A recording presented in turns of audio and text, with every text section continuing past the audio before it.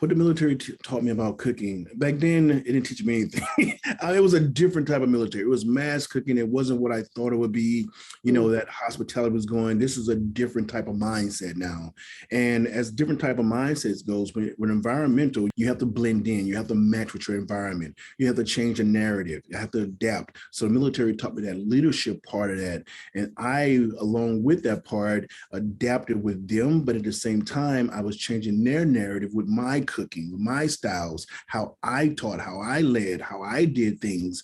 And from that, a whole different schematic was born, so I was very appreciative of that, and it gave me so many different opportunities. As I grew in the military grew also. Mm. And I had opportunities to go work for this person, and people see you and you do these things.